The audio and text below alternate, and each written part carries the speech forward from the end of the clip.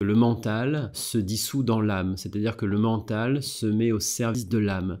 C'est-à-dire que l'âme, c'est le propriétaire et nous sommes la propriété. En fait, c'est ça notre problème, vous voyez? Notre problème, c'est qu'on n'a pas compris ça, on ne comprend pas ça, on ne vit pas comme ça.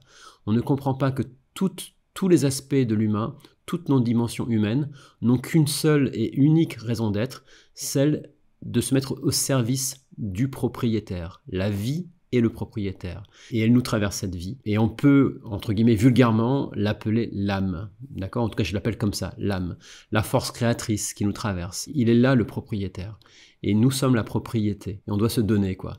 Et se donner, réussir à se donner, c'est comme se dissoudre. C'est comme lâcher les peurs de la mort, la mécanique animale, lâcher les conflits identitaires, lâcher les conflits émotionnels. Et pour s'y entraîner, à cela, pour réussir à se dissoudre, pour réussir à fondre, à se remettre totalement dans les mains de l'âme, il faut commencer dès aujourd'hui, c'est-à-dire agir au plus vite, mener des actions qui sont sous l'influence de l'intuition et non plus des actions qui sont sous l'influence du calcul. Et j'ai beau le dire, j'ai beau me le dire, j'ai beau l'exprimer en conférence, j'ai beau l'exprimer en ligne, j'ai beau l'exprimer en stage, et les gens qui écoutent en général font oui de la tête, mais dès qu'il y a une peur, ces notions d'abandon à l'âme disparaissent automatiquement.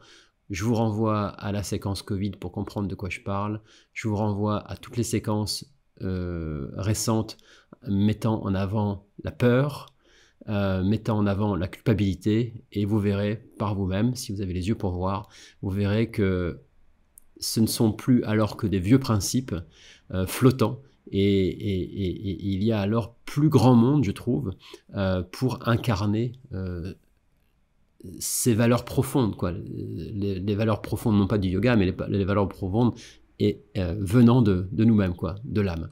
Oser avoir le respect de sa volonté profonde, quelles qu'en soient les conséquences. C'est se dissoudre, hein, comme le sel dans l'eau, mentalement, humainement.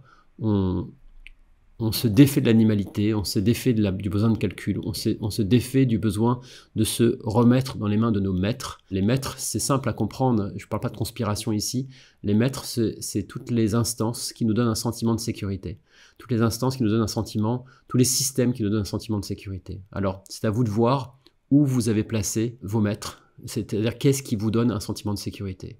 Qu'est-ce qui vous donne un sentiment de sécurité? Peut-être que vous vous dites que le système ne vous donne pas un sentiment de sécurité, mais si vous n'êtes pas libéré en conscience, vous avez forcément un système que vous respectez. C'est qui est votre roi, en quelque sorte. Et l'objectif, encore une fois, ultime, c'est de comprendre que le roi est à l'intérieur, ou la reine, si vous préférez, est à l'intérieur. C'est ce qu'il faut aller chercher, et quand on va le chercher, on accède à ce qu'on appelle samadhi.